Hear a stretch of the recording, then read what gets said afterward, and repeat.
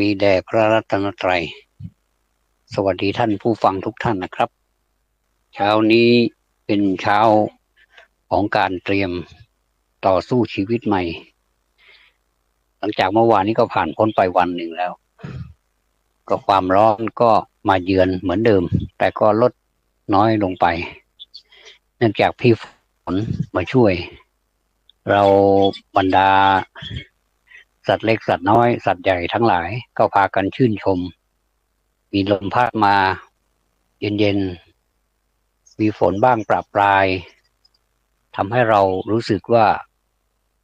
ความสุขก็มีเหมือนกันไม่ใช่มีแต่ความทุกข์ดังนั้นในโลกนี้มีแต่เอ่อมีมีมีสองอย่าง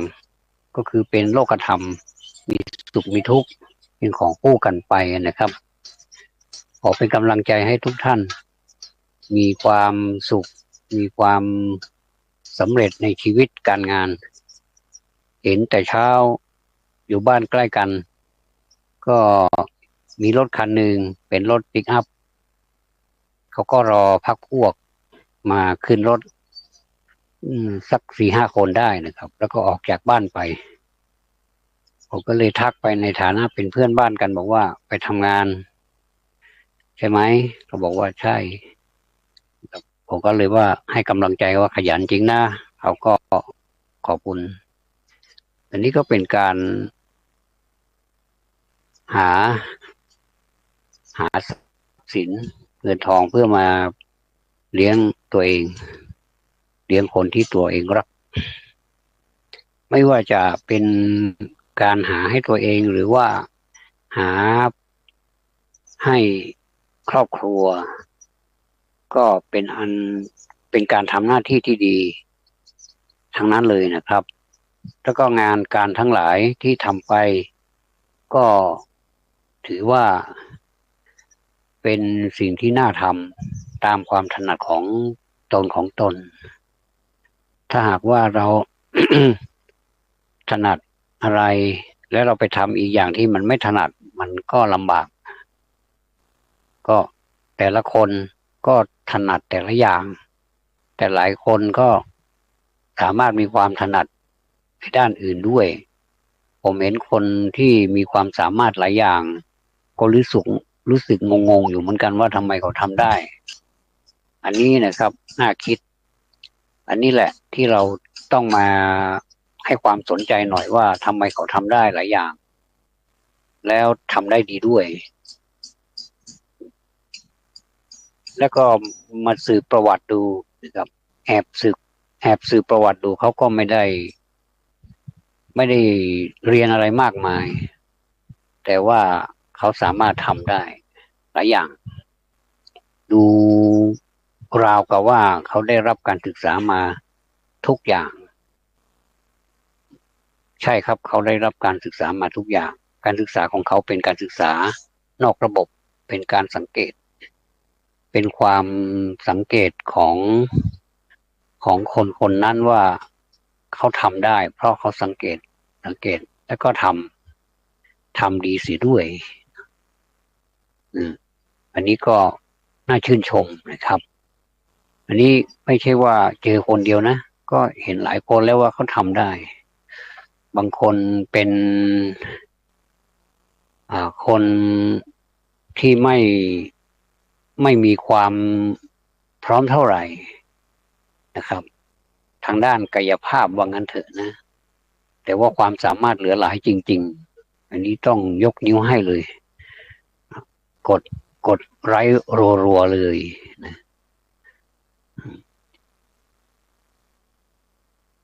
ก็พอสายขึ้นมาหน่อย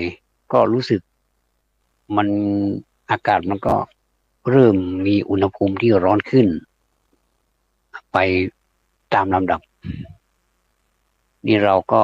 ถ้าเรามัวแต่ไปคิดถึงสิ่งเหล่านี้นะครับก็ไม่ต้องเป็นอันทำกินไม่ต้องทำอะไรกันเพราะว่าเราเอาใจไปจดจ่อกับสิ่งเหล่านี้เราก็เลยไม่มีสมาธิในการที่จะทำอย่างอื่นนี่หมายความว่า หน้าที่ที่เราจะต้องทำการงานที่เราจะต้องทำที่ได้รับมอบหมายจากผู้อื่นถ้าในระบบก็ได้รับมอบหมายจากผู้บังคับบัญชาหัวหน้าหรือลูกพี่เราในฐานะที่เป็นผู้ได้บังคับบัญชาเป็นลูกน้อง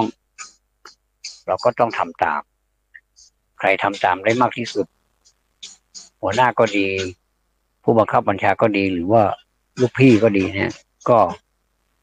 ให้ความเมตตาก็เป็นธรรมดานะครับผมก็เห็น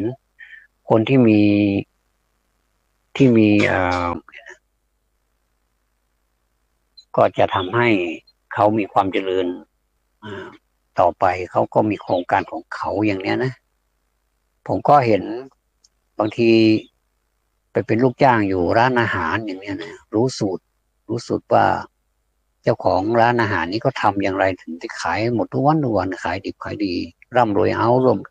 เนี่ยนะเมื่อก่อนนี้ไม่ค่อยมีอะไรเนี่ยพอการประกอบธุรกิจอย่างนี้มีลูกน้องเยอะแยะไปหมดเลยแล้วก็ทำอาหารก็เป็นที่ถูกปากของผู้มาผู้บริโภคผู้มารับประทานไม่ว่าจะใส่ห่อกลับบ้านใส่ถุงกลับบ้านหรือว่าคนที่มานั่งในร้านมีอัธยาศัยไมตรีดีมากแล้วก็ขยับขยายสาขาไปเยอะแยะเลยอันนี้ก็มันไม่กี่ปีเองนะครับทำไมขยายกิจการถึงขนาดนี้ได้มีสาขา1 2 3 4กันเต็มไปหมดเลยและแต่ละสาขาก็แค่อ้างชื่อของเจ้าของร้านเขาก็รู้จักแล้วไม่ว่าจะไปสาขาไหนก็อร่อยก็บริการดีอันนี้ก็เป็นเพราะผู้บริหารทำงานดีให้ความสนใจต่อลูกค้าไม่เห็นว่าลูกค้านี่เป็นอะไรก็ได้ขอให้เอาตังค์มาให้เราแล้วทำอย่างไรก็ได้ให้เขากินเสร็จแล้วกินเรียบร้อยแล้วก็ครั้งเดียวก็หายหัวไปเลยเขาบอกว่าหายหัวไปเลยนี่ผมไม่ได้พูดนะเขาพูดเองบอกว่าก็สมควรแล้วเพราะว่าลูกค้านั่นแหละเป็นผู้ประกาศเป็นโฆษกเป็นผู้ประกาศปากต่อปากว่าเขาทำอะไรอร่อยหรือไม่อร่อยลูกค้าจะเป็นคนรู้ก็ตรงกันข้ามถ้ามากินคนหนึ่งแล้วก็พาพรรคพวกมากินโอ้เต็มร้านไปหมดเลยบางทีก็ไม่ว่างเลยแต่ละวันเนี่ยนะครับทำอะไรก็เป็นอร่อยไปหมดเลยโดยเฉพาะอย่างยิ่งอัธยาศัยอร่อยมากอัธยาศัยเป็นนามธรรมไม่กินไม่ได้แต่ว่าสามารถที่จะมัดจิตมัดใจลูกค้าไว้ได้อย่างน่าอัศจรรย์ไม่ต้องอัศจรรย์แล้วนะครับไม่ต้องแปลกใจไม่ใช่เป็นเรื่องพิสดารไม่ใช่เป็นเรื่องปาฏิหาริย์แต่ว่ามันเป็นเรื่องของอัธยาศัยไมตรียิ่งมีก็ยิ่งให้เขาไปก็ยิ่งได้นะแล้วก็ทำอะไรก็รุ่งเรืองไปหมดเลยอย่างเนี้ยถ้าลูกจ้างในนั้นลูกน้องเขาอยากจะไปตั้งร้านเป็นของเขาบ้างเนี่ยนะลูกพี่ก็ดีเหลือเกินก็ปล่อยเขาไปไม่เป็นไรก็ถือว่าช่วยกันทำมาหากินช่วยกันกระตุ้นเศรษฐกิจช่วยกันทำให้เศรษฐกิจของบ้านเรานี่เติบโตเขาก็ยินดีและยังไม่พอก็มีน้ำใจมีเงินก้นถุงให้อีกอันนี้ไม่เกี่ยวกับเงินเดือนนะเงินเดือนรับประจำนี่ไม่ได้เกี่ยวนะครับเขาก็จะให้เงินเป็นขวัญถุงไปประกอบธุรกิจถ้าไปรอดก็ดีใจและยังไม่พอบางคนก็เอาขอชื่อเจ้าของลูกพี่เก่าเนี่ยไปเป็นลูกเป็นชื่อของเขาไม่ว่าจะตั้งไว้ตรงหรือว่าตั้งผสมกันก็ได้อย่างร้านสมมุติว่าร้านขวัญใจเนี่ยสมมุตินะเขาก็ไปตั้งขอให้สักตัวหนึ่งจะเป็นขวัญใจเลยก็ได้หรือว่าจะเป็นร้านอะไรก็ได้ที่มันมีชื่อของลูกพี่อยู่ในนั้นสักตัวหนึ่งก็ถือว่าเป็นมงคลแล้วบางคนก็เจริญนะเจริญแล้วก็เจริญขึ้นมาตามลำดับก็เห็นแต่เขาก็กลายเป็นเครือข่ายเดียวกันไปหมดเลยก็ไม่ได้เสียเปรียบอะไรนะครับเขาจะไปตั้งรากฐานหรือว่าตั้งหลักตั้งฐาน สร้างสร้างฐานะของตัวเองมันก็ดีนะผมว่าก็ถือว่าเป็นสิ่งที่น่าทำเขาเรียกว่าในในพรหมวิหารสี่นึงเขาเรียกว่าหลักเมตตาเมตตาเมตตานะครับเมตตาแล้วก็มีกรุณาด้วยแล้วพอเขาได้ดีได้ดีก็มีมุทิตาถ้าเขาถ้าเราช่วยเขาไม่ได้หรือว่าถ้าช่วยได้เราก็ไม่นิ่งเฉยนะเราก็ช่วยแต่ถ้ามันไม่ได้จริงๆเขาเรียกว่าอุเบกขาอุเบกขาแต่ว่าเราก็แผ่เมตตาให้นะแผ่เมตตาให้แล้วก็แนะนำอะไรให้อีกก็ถือว่ายังไม่ละทิ้งยังสงสารกันอยู่ยังใช้เมตตากรุณาอยู่ก็ถือว่าเป็นเมตตากรุณามุทิตาอุเบกขาแต่ถ้าไม่ได้จริงๆเราก็แผ่เมตตาให้อย่างที่ว่าก็ถือว่ายังเป็นอุเบกขาอยู่แต่ถ้าเป็นเมินเฉยแกออกไปแล้วฉันไม่รู้เรื่องอะไรด้วยนะอย่ามานั่นนะอย่ามายุ่งแล้วก็ห้ามมาทางนี้ด้วยนะห้ามเข้ามาในร้านนี้ใช่อย่างนี้ไม่ใช่อุเบกขาแล้วเมตตาก็ไม่มีกรุณาก็ไม่มีมุทิตาก็ยิ่งร้ายใหญ่เลยเห็นเขาได้ดีแล้วก็อยากฉุดกระชากลากถูให้ลงมาอย่ามาแข่งกับฉันนะอะไรประมาณนี้นี่เรียกว่าเสียทั้งสี่อย่างเลยเมตตากรุณามุทิตาอุเบกขาไม่มีเลยหมดเลยหมดหมดกันเลยที่สะสมมานี่หมดเลยเพราะฉะนั้นนี่ถ้ามีสม่ำเสมอเมตตากรุณามุทิตาอุเบกขาเนี่ยสุดยอดคนเลยในสังคมของเรานี่ถ้ามีเมตตากรุณามุทิตาอุเบกขาทั่วไปหมดเลยเหมือนกับผุดขึ้นมาอย่างกับหญ้าเลยเนี่ยนะเขียวกระจีหมดเลยนะเนี่ยนะโอ้แสดงว่าในโลกเนี้ยมันน่าอยู่จริงๆไม่ว่าจะไปทางไหนอย่างไรแล้วมันก็ทำให้เรานั้นมีความมั่นใจระวางใจไม่ต้องมีศัตรูไม่ต้องมีคู่แค้นไม่ต้องมีใครที่ว่าจะมาแข่งกันแล้วก็เลื่อยเก้าเลื่อยขาเก้าอี้ใครได้ดีอะไรก็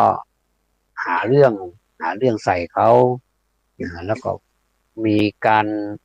สารพัดเลยที่ทำให้เขาเนี่ยเป็นผู้มัวหมองแล้วก็ไม่ได้รับอะไรที่ควรจะได้รับคนเรามันเป็นอย่างนั้นถ้าอย่างนี้ถ้าเป็นกรณีอย่างนี้เนี่ยถึงจะอยู่เป็น100 ปีก็ไม่มีเจริญครับแต่ถ้าเราประกอบไปด้วยเมตตากรุณามุทิตาอุเบกขาเนี่ยเต็มไปหมดเลยอย่างที่หญ้ามันออกอย่างว่านั่นนะไม่ต้องไปปลูกเต็มไปหมดเลยนะอันนี้เปรียบเทียบแค่นั้นเองแต่ว่าไม่มีใครที่จะรักหญ้าหรอกมีแต่คนเกลียดหญ้าเราปลูกอะไรเวลาหญ้ามันออกเนี่ยเราก็ต้องถอนหมดเลยนะเอาเปรียบเทียบแค่นั้นเองนะครับมันเขียวขจีไปหมดเลยดูไปทางไหนเอาเป็นพืชดีกว่านะพืชที่ใช้ได้ที่กินได้นะเป็นผักเป็นพวกผลไม้อะไรนี่ที่เราปลูกแล้วมันร่มครึ้มมันเขียวขจีไปหมดเลยเนี่ยถ้าอย่างนั้นนะถ้าอย่างนี้นี่เปรียบเทียบได้ดีกว่าเอาอย่างนั้นเลยดีกว่าครับจำพวกหญ้าทั้งหลายนั่นก็ถือว่าเป็นศัตรูของพืชเราก็กำจัดเปรียบไปเหมือนกับคนที่ประพฤติตัวไม่ดีไม่งามในสังคมนี้มันก็เหมือนหญ้านะหญ้าที่ไม่มีคุณค่าแต่ถ้าเราจะทำอย่างไรปรับทัศนะปรับภูมิทัศน์ให้หญ้านี่มันสวยงามได้บางทีเขาก็ยังก็ปลูกหญ้าขายอันนี้ก็เป็นหญ้าเหมือนกันก็เรียกว่าหญ้านะครับไม่ได้เรียกอย่างไม่ได้เรียกว่าพืชเรียกว่าหญ้าญี่ปุ่นแล้วก็อย่างอื่นเนี่ยก็เป็นหญ้าเหมือนกันแล้วก็สามารถปลูกปลูกกันเป็นล่ำเป็นสันแล้วก็ขายกันเป็นล่ำเป็นสันรวยกันไปตามๆกันรวยไม่รู้เรื่องเลยครับนี่ก็หญ้าแล้วก็หญ้าอีกหลายประเภทที่เขาปลูกไว้บอกมันแซมไปนั่นแหละไม่เป็นไรหรอกก็มันก็เป็นปุ๋ยอันนี้ก็สามารถที่จะนำหญ้ามาเป็นประโยชน์ได้ถ้าเราทำได้ถ้าเรารู้จักทำรู้จักเอ่อนำมาให้เป็นประโยชน์มันก็เป็นประโยชน์ทั้งนั้นแม้แต่มันจะเป็นศัตรูพืชแต่มันไม่ได้เป็นศัตรูกับเรานะ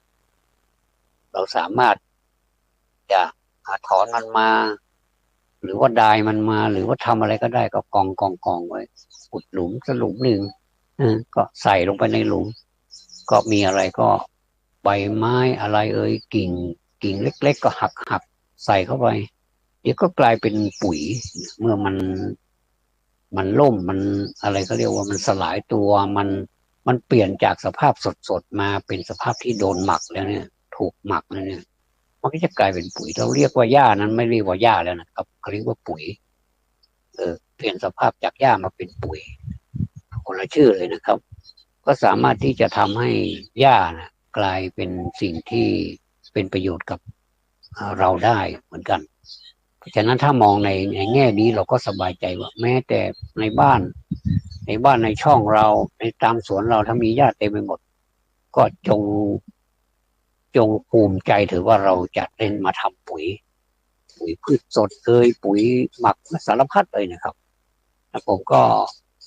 ก็ทำอยู่ที่บ้านมีผืนดินอยู่แปลงหนึ่งแล้วก็มาดัดแปลงเป็นสวนถ้าหญ้ามันขึ้นมาเราก็ถอนแล้วเอาหญ้าไปไหนล่ะครับเราก็เอาไปทำเป็นปุ๋ยต่อโอ้เขาอยู่กับหญ้าเขาอยู่กับธรรมชาติของเขาแล้วเขารู้สึกว่ามันโตเอานะครับให้ผลอ่าเมื่อก่อนดินนั้นมันแห้งแล้งมันไม่มีอะไรผมก็ทำให้มันเขียวขึ้นมาได้แล้วก็เป็นประโยชน์ปลูกอะไรก็ปลูกงามนะครับงามแล้วก็ให้ผลบ่อยๆเรากินนั่นนิดนี่หน่อยมีมีประเภทเป็นเถาเป็นเครือเป็นต้นมันก็ออกให้นะมันออกให้มันทยอยออกไปแล้วก็ไม่ได้ไปซื้อแล้วนะครับแล้วเราก็มั่นใจว่ามันไม่มีหยูกยาอะไรไม่มีสารเคมีอะไรเราไม่ได้พ่นเลยเราให้แต่ธรรมชาติมันก็เติบโตมานะเมื่อก่อนนี้ทำท่าจะตายอย่างผมปลูกถั่วเนี่ยทำท่าจะตายแล้วมันใบมันเหลืองแล้วออกสีไม่ไหม้ออกสีคล้ายๆว่าเป็นสีน้ำตาลเนี่ยนะมันก็หล่นไปแล้วเราก็ทีแรกว่าเราจะรื้อละเราจะรื้อออกละเอาเอาฟักทองมาปลูกก็กลายเป็นอะไรก็ไม่รู้นะไม่ได้กินอะไรเลยกินยอดแค่ครั้งสองครั้งกินยอดเอายอดมาต้มมาผัดก็อร่อยดีเป็นฟักแบบไม่เคยเห็นลูกมันเลยอ่ะแต่คนซื้อพันธุ์มันมานี่บอกว่าเป็นฟักแบบเล็กๆคล้ายๆเป็นฟักแฟนซีอะไรประมาณนี้นะผมมาปลูกก็ไม่ได้เรื่องเลยก็เลยตอนนี้ก็มันก็ตายไปเองแล้วผมก็ถอนออกก็เอาอย่างอื่นก็ใส่โอ้งามมากเลยงามเดี๋ยวพลเมืองของถั่วพูบ้างพลเมืองของถั่วฝักยาวบ้างพลเมืองของพริกพลเมืองของมะเขือเทศมันจะขึ้นกันเป็นแถวมากันเป็นแถวแล้วผมก็ทำค้างให้มันเอาปล่อยมันไปตามสบายเลยตอนนี้มันเริ่มขึ้นแล้วนะครับมันสร้างพลเมืองของใครของมันเพื่อความแข็งแรงความแข็งแกร่งใครทนก็คนนั้นก็อยู่ได้ใครไม่ทนก็ตายไปเอาอย่างนี้เลยนะครับเนี่ยถ้าในสังคมมันมันแยกแยะมันสามารถที่จะแปลสภาพมาทำให้เป็นประโยชน์ได้เนี่ยผมว่าโอ้โหสังคมมันจะอลังการกว่านี้มันศรีวิไลมันเกินกว่าที่เราจะคาดคิดด้วยซ้ำไปว่ามันเป็นไปได้ยังไงเราทั้งที่เราก็ตั้งเป้าก็แค่บอกว่าแค่ในครอบครัวเราทำอย่างนี้ก็พอแล้วออกมาขยายเติบโตใหญ่ไปรู้สึกมันกว้างขวางไปมันก็เลยกลายเป็นสังคมมหาภาคเป็นสังคมใหญ่ไปทำความดีนี่ไม่ต้องหวังว่าจะทำแล้วมันจะเกิดผลในวันนี้เลยนี่ไม่เกิดต้องพยายามมีความวิริยะพยายามทำต่อไป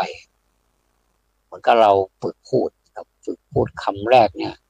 หลายคนนะถ้าเราเอาไมค์ยื่นให้เนี่ยนะผมไม่พูดเลยนะ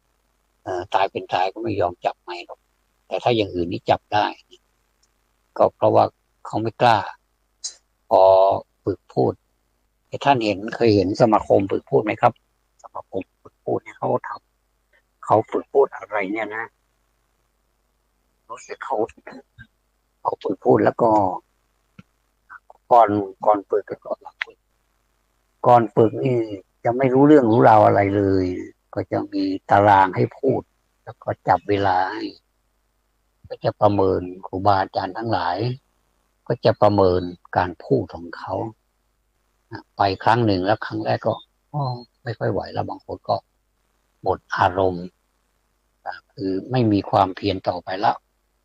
พอครั้งที่สองที่สามก็ไม่ไปแล้ว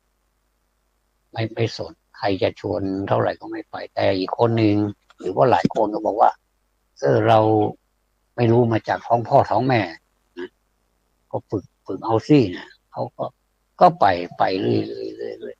ก็มันก็เป็นแบบนี้แหละครับเรานำมาสมัคร10 คนมันจะได้จริงๆก็ประมาณสักครึ่งหนึ่งที่โอ้โห5 คนนี่ก็ดีมากแล้วแหละครับแต่บางที่นี่10 คนได้สักคนหนึ่งนี่ก็ถือว่ายังดีอยู่นะดีใจเลยแต่ถ้า10 คนไม่ได้สักคนนี้ต้องพิจารณาตัวเองว่าอะไรเป็นอะไรต้องพิจารณาว่าปรับกระบวนยุทธ์ซะแล้วว่าจะทำยังไงให้คนมันมาฝึกพูดกับเราเนี่ยนะ ซึ่งสถาบันการฝึกพูดเนี่ยก็ผมก็เห็นเยอะแล้วก็เขาก็เป็นล่ำเป็นสันแล้วมีผู้ที่มีคุณวุฒิมีความรู้ความสามารถเนี่ยสามารถที่จะพูดชักจูงก็ได้พูดให้เศร้าโศกก็ได้พูดให้ร่าเริงก็ได้สารพัดเลยทำให้เออแม่ขออนุญาตคุณยายมาพูดบ้านคุณยายวันนี้ผมอยู่บ้านหนองลมเนาะผมว่าบ้านเออเนี่ยบ้านเนี่ยบ้านหนองลมเนี่ยหมู่ 4 หมู่ 5นี่แหละนะไม่รู้มันก็เลยมานั่งพูดตรงนี้นะมาทำธุระตรงนี้ก็เลยมาพูดตรงนี้ขอบคุณเจ้าของบ้านที่อนุญาตให้อืมบ้านบ้านคุณแม่เวียนบ้านคุณแม่เวียนก็ท่านก็ใจดีนะครับเป็นคนใจเด็ดแม้แต่อายุมากแล้วก็ตามแต่ว่าสังขารนี่ท่านไม่ยอมหรอกครับไปไหนไปกันแล้วก็ประกอบธุรกิจคนเดียวด้วยแล้วก็อยู่บ้านคนเดียวด้วยโอ้โหสุดยอดจริงๆอายุก็ไม่น้อยแล้วนะ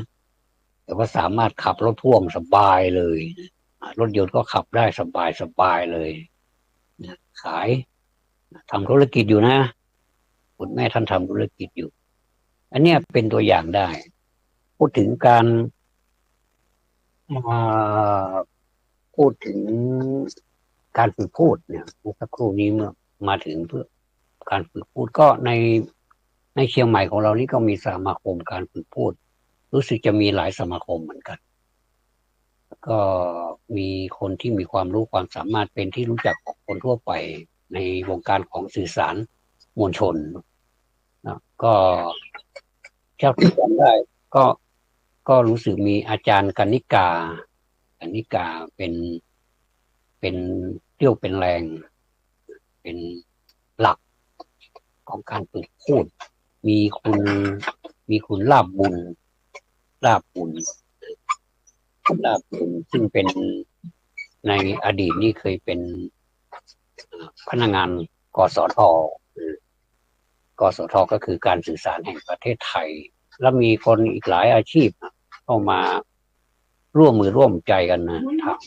ทำหน้าที่ดีมากเลยแล้วก็ทำให้ทำให้คนทำให้คนที่ไม่เคยพูดเลยเนี่ยตอนนี้ปลอเลยไม่ใช่ปลอธรรมดาไม่ใช่ปลอไร้สาระเป็นปลอแบบมีสาระนะไม่ใช่พูดไปเรื่อยเปื่อยจับจุดจับต้นชนปลายไม่ถูกเนี่ยไม่มีไม่ใช่เป็นจับต้นก็ได้ชนปลายก็ไหวเงี้ยนะก็ไปได้นี่แสดงว่าการฝึกพูดของเขานี่เจริญงอกงามเหมือนกับปลูกพืชแล้วก็ไม่ว่าจะปลูกเล็กปลูกน้อยปลูกทำเป็นร่ำเป็นสารเลยนี่มันก็ได้ประโยชน์ได้ผลทั้งนั้นเลยนะก็แสดงว่าในสังคมนี้ยังมีคนดีอยู่อีกมากและคนที่ดีเนี่ยถ้าจะดีอยู่โดดๆเดี๋ยวถ้าเขาเสียชีวิตไปมันก็ดีมันก็ไม่ได้ให้ใครไม่ให้สังคมเลยเขาก็เลยเอาดีนี้ไปให้สังคมเป็นการเผยแพร่ให้คนอื่นได้รู้เหมือนตัวเองรู้มากเท่าไหร่ก็ไม่เคยรังเกียจไม่เคยมีอิจฉาริษยาเลยอย่างนี้เขา เขายิ่งมีความดีใจใหญ่เลยอันนี้มุทิตาหลักๆเนี่ยมุทิตาจ๋าเลยนะเนี่ยเขาไม่ได้แบบว่าอันนี้เกินหน้าเกินตาลูกพี่ไปแล้วนี่จะดึงลงหรือว่าเลื่อยขาเก้าอี้นะไม่มีเขาก็จะให้มุทิตาให้ความยินดีตลอดเลยอันนี้ยกตัวอย่างอย่างการพูดเนี่ยนะครับแล้วก็อย่างอื่นอีกอย่างเช่นคนขับรถเมื่อก่อนนี่เอายกตัวอย่างรถเมล์ประจำทางสายไหนก็ได้ไม่ไปอ้างละไม่ไปบอกแล้วว่าเป็นสายไหนบ้างเพราะตอนนั้นที่เป็นลูกน้องนี่เป็นเขาเรียกภาษารถหรือว่าเป็นคนท้ายหรือว่าพรร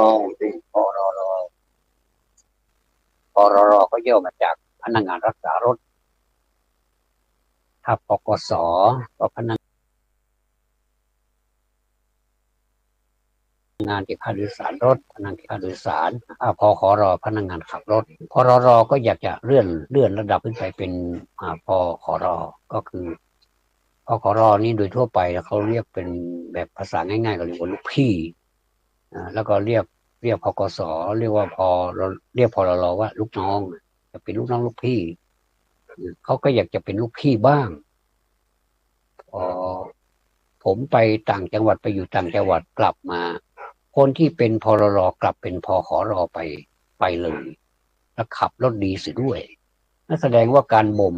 การเขาเรียกว่าการบ่มการอบการทั้งอบรมอะไรอบรมบ่มนิสัย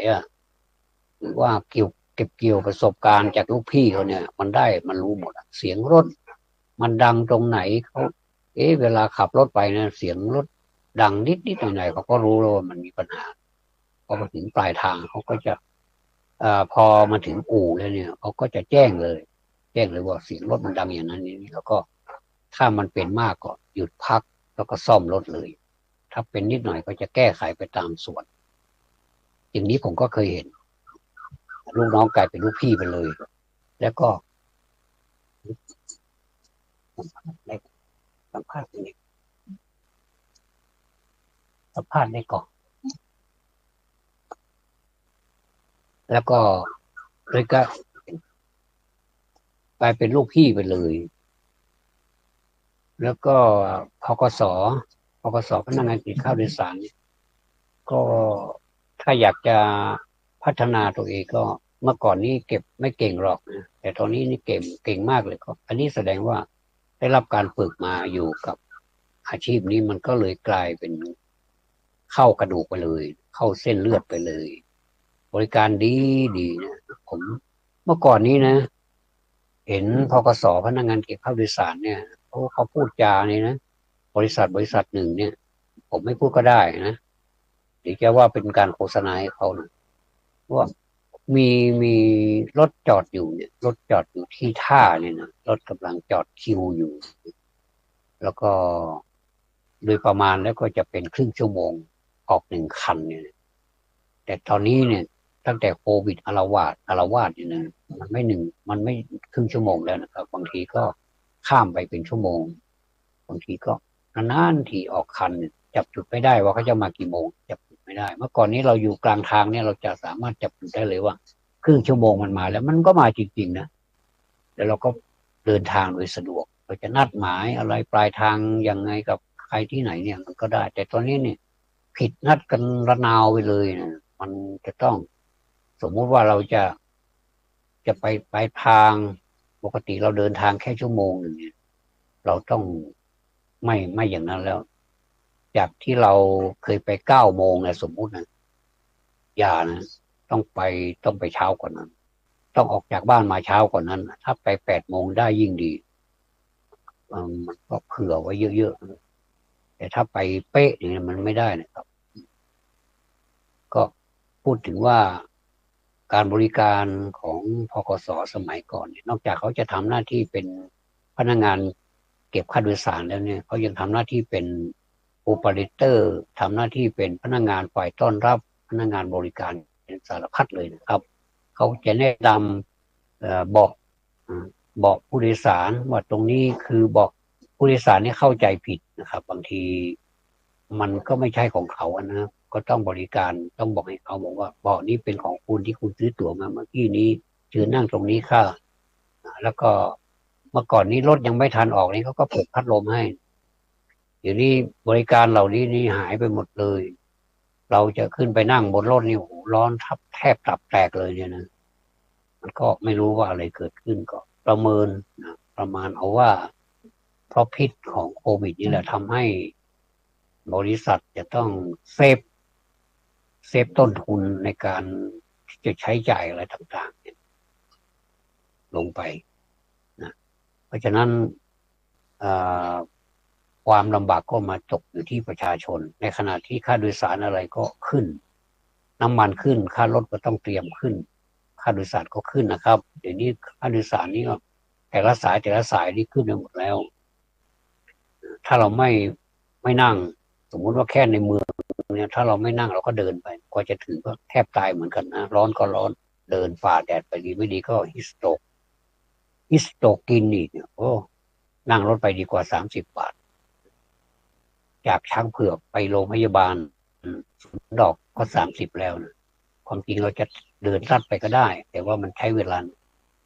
ผมก็เคยเดินหลายหนแล้วนะครับแต่ว่าถ้าเรารีบๆมันต้องจำยอมนะครับไปในเมืองแต่ละครั้งนี่ค่าใช้จ่ายนี่ก็ไม่น้อยทีเดียวเลยแต่ว่าคนเรานะไม่รู้เขาก็ไม่สนใจว่าหน้าที่ใครหน้าที่มันเราเป็นหน้าที่บริการจะเก็บ30นี่แหละเขาก็เก็บจะไปว่าเขาก็ไม่ได้แล้วถ้าเราไม่อยากจะเสีย30เราก็เดินไปแต่เช้าเลยไปแต่ไปแต่ตี 5เลยถ้าเราอยากจะเดินก็ตี 5เนี่ยไปถึงก็6 โมงก็เดินไปเรื่อยๆจะนั่งพักผ่อนไปด้วยก็ได้เพราะว่าเวลามันเหลือเยอะผมก็เล่นแบบนี้เลยถ้าเราอยากจะทำแบบนั้นมันก็ได้ครับทีนี้นี่เราสมมุติว่าหมอนัด8 โมงครึ่งเนี่ย7 โมงเราอยู่บ้านเลยเนี่ยนี่ลำบากสัก6 โมงไปเนี่ยนี่สบายเราจะเดินไปก็ได้สักครึ่งชั่วโมงมันก็ถึงแล้วเดินไปผิวปากไปร้องเพลงไปก็ได้ก็ถึงเหมือนกันเนี่ยบริษัทนี้ก็เลยเป็นที่ชื่นชอบของบุคคลทั้งหลายผู้โดยสารผู้ใช้บริการนี้เขาล่ำลือกันบอกว่าบริษัทนี้บริการดีจังเลยมีนอกจากจะมีอะไรต่ออะไรที่บริการประชาชนแนะนำให้อะไรไม่ต้องลำบากเขาก็อุ่นใจนักท่องเที่ยวมาพากันมา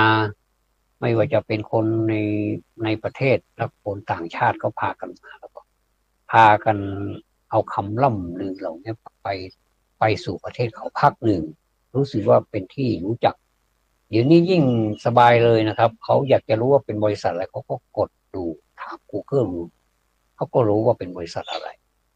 มันมีทั้งเยอะแยะผู้ประกอบการมีทั้งเยอะแยะนะแต่ว่าผมก็ไม่ทราบเหมือนกันว่าเขาคิดอย่างไรกับการบริการหรือว่าเห็นประชาชนไม่มีความหมายแล้วหรือไรส่วนตัวผมนี่นะผมเห็นว่าประชาชนที่มีความหมายสำหรับทุกคนโดยเฉพาะผู้บริหารผู้ประกอบการอะไรเนี่ยเราจะต้องให้ความสนใจแล้วก็ให้บริการเขาเป็นพิเศษอย่าไปถือว่าอันนี้มันไม่น่าบริการเพราะมันไม่ได้เงินอันนั้นแหละครับคือการทำกำไรการกำไรที่ดีที่สุดเลยกำไรชนิดนี้เป็นกำไรที่แบบไม่มีตัวสินค้าขายนะแต่ใช้คำว่าบริการขายถ้าอย่างนั้นอย่าช้าอยู่ใหญ่แล้วก็ต้องรีบเร่งแข่งขันกันมีหน้าเขาถึงได้ BQC มีอะไรในหน่วยงานต่างๆถ้าหากว่ามันรู้สึกมันไม่เข้าท่ามันสกปรกรกรุงรังมัน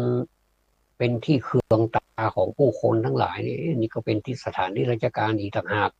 เราควรจะทำอะไรว่าผู้บริหารก็มานั่งคุยกันพูดกันตกลงกันว่าเราจะทำอะไรก็มาตกลงกันที่เรามาทำความสะอาดก็เรียกว่า QC ทำความสะอาดหรือว่า5 สอะไรก็ว่ากันไปก็ปรากฏว่าได้ผล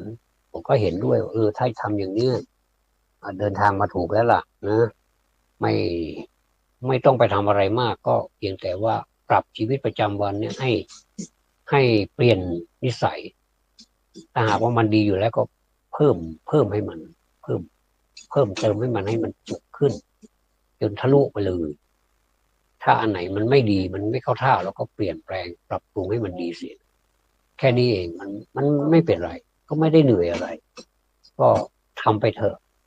ทำปีละ4-5 ครั้งก็ยังดีหรือเดือนหนึ่งครั้งก็ยังดีให้มันให้มันแบบสุดยอดไปเลยเนี่ยครับผมอยากเห็นเดือนละครั้งนะหรือว่าทำเป็นประจำทุกวันอันนี้ยิ่งสบายเลยยิ่งสบายเลยเราจะลดในการใช้จ่ายลดค่าใช้จ่ายลงมากเลยนะครับไม่ว่าจะเป็นในด้านเอกสารในด้านการสารพัดเลยในสำนักงานในศูนย์ในอะไรมันก็จะลดลงแล้วก็เป็นผลพลอยได้เป็นผลเป็นอานิสงส์ของคนที่มาได้ดูได้เห็นเราเนี่ยเขาก็จะพากันนำไปพูดในแง่บวกแล้วก็เอาละต่อไปนี้ก็ท่านก็เตรียมตัวก็แล้วกันว่า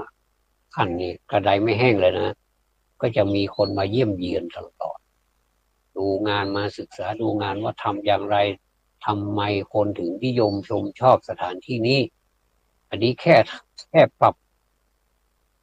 ภูมิทัศน์แค่นั้นหนึ่งก็ยังมีคนสนใจแล้วไม่ได้ทำอะไรมากเลยก็เอาของเก่านั่นแหละมาพัฒนาให้มันเป็นของใหม่ขึ้นอะไรที่มันไม่เข้าท่าก็ให้มันเข้าท่าเสียอย่างเนี้ยยังไม่ได้ลงงบประมาณอะไรมากเป็นล่ำเป็นสันเป็นนั่น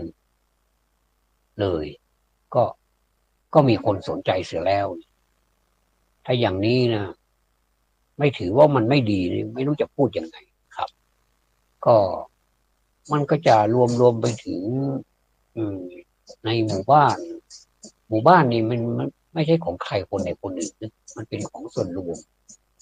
มันเป็นของส่วนรวมอะไรที่มันเป็นสาธารณะเนี่ยนะคนส่วนใหญ่แล้วผมก็มองไม่ค่อยสนใจอยากจะเรียกร้องให้สนใจกันบ้างเพื่อว่าเราจะได้พัฒนาคำว่าพัฒนานี่มันเป็นตัวนิดเดียวเองยังไม่เต็มบรรทัดเลยมีไม่กี่ตัวแต่แต่ความยิ่งใหญ่ของมันมีมากเลยมีโสมากมายมหาศาลเลยถ้าเราอยากจะพัฒนาขึ้นมาพัฒนาทางถ้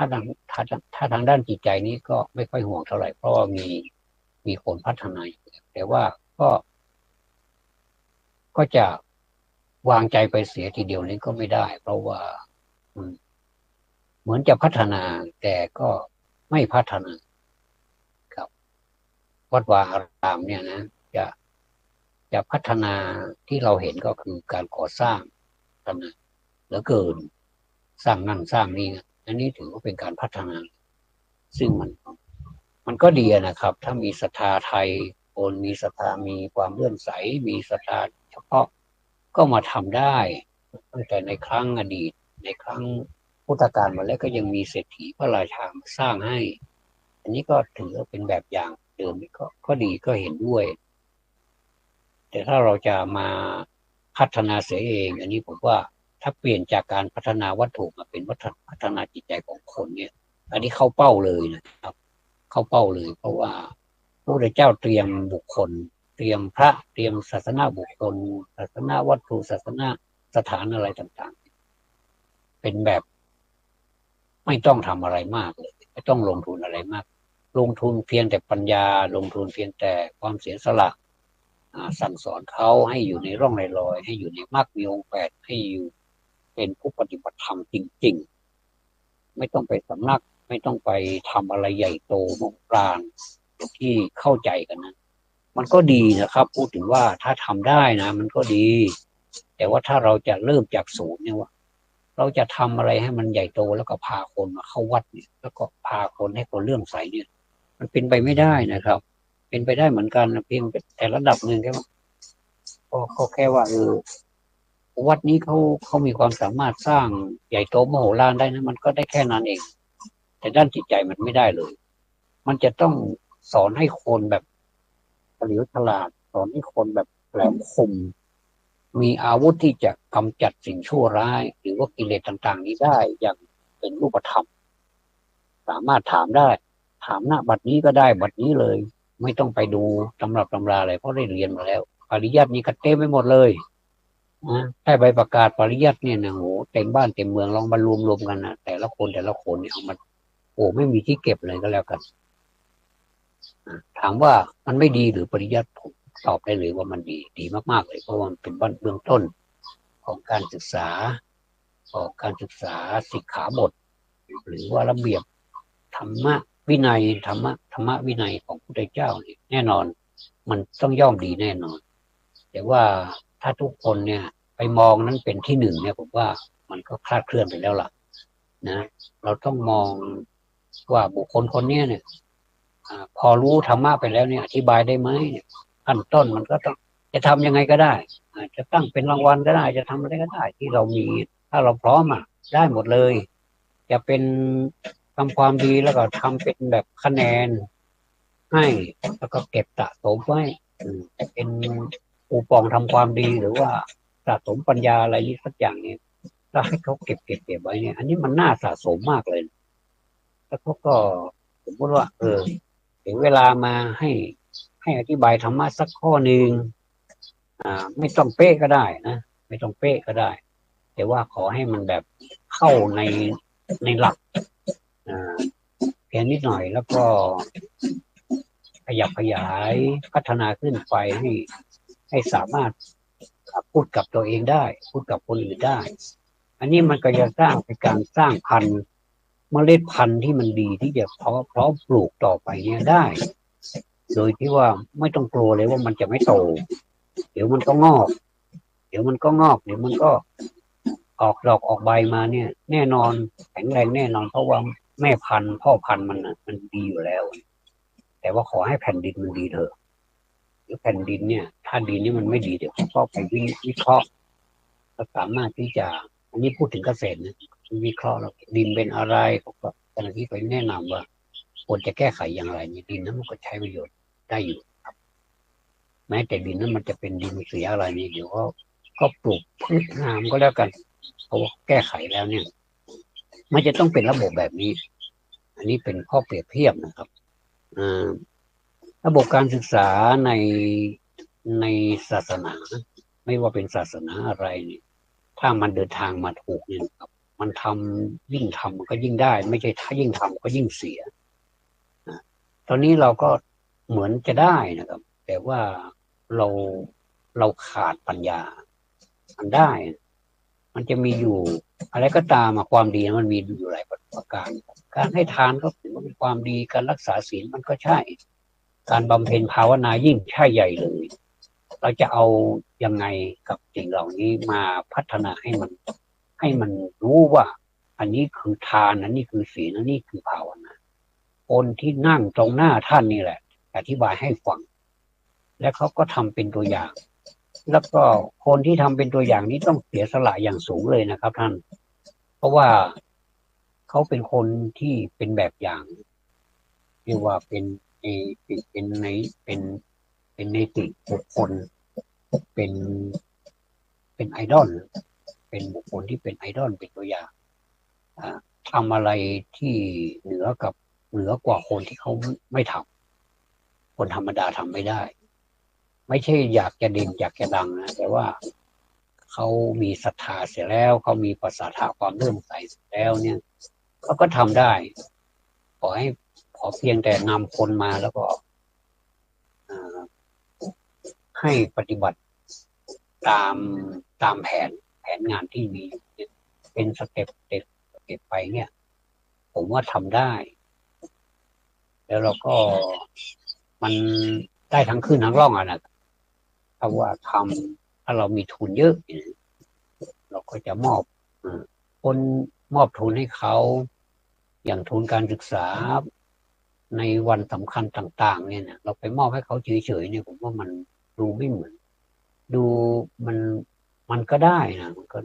ก็เป็นความสุขของผู้มอบแต่ผู้รับนี่งงเลยว่ามาให้นี่งงเลยเพราะไม่ได้ทำอะไรเลยก็ให้ในฐานะที่ยากจนเรียนดีแต่ยากจน แต่ว่าผมขอ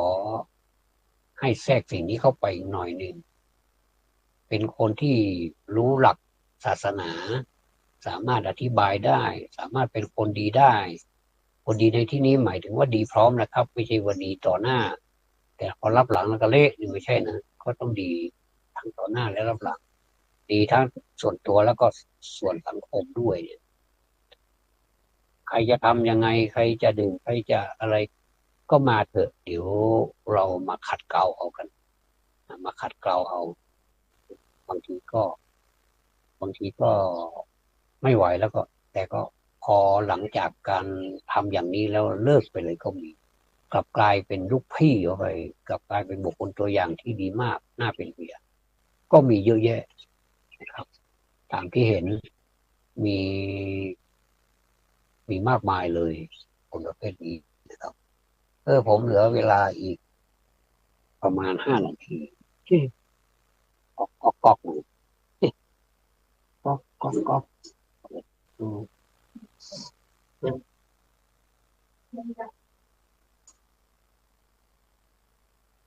ไหนๆก็มาถึงบ้านภูมิปัญญาแล้วมาถึงบ้านภูมิปัญญาที่ไอเวียนนั่นก็มาถึงบ้านคุณแม่ศรีเวียนบางใบเนาะบานใบบอกงานเขา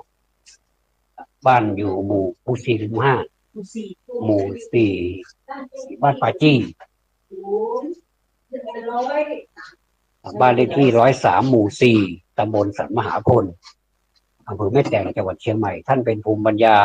ท่านหนึ่งที่เราเคารพนับถือท่านนะครับผมก็ถือว่าโชคดีได้มาดำเนินรายการที่นี่เหมือนกับท่านอยู่กับวัดไผ่หินเลยตอนนี้อยู่ในห้องส่งเลยว่างั้นเถอะเดี๋ยวพอดำเนินรายการเสร็จแล้วก็ท่านยังไม่ได้ฟังก็ติดตามรับชมรับฟังได้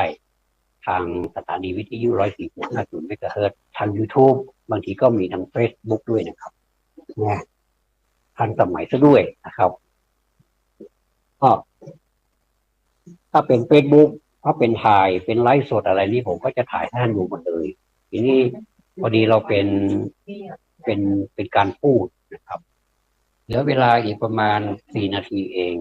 ผมก็จะขออนุญาตสัมภาษณ์คุณแม่พอประมาณเพราะว่าวันนี้คุณแม่ก็เสียสละเวลาให้พวกเรามาเยี่ยมบ้านนะมารับสิทธิ์นะรับสิทธิ์ในฐานะภูมิปัญญานะรับสิทธิ์ก็เลยขออนุญาตเอาไงดี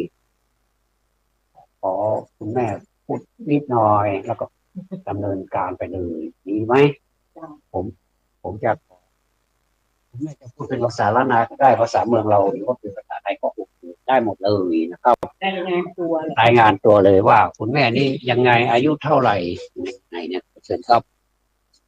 สวัสดีเจ้าพระเจ้าศรีเวียนบานใบเคยเป็นครูสอนนวดมาก่อนก็เลยขอรับน้องลูกศิษย์ชื่อ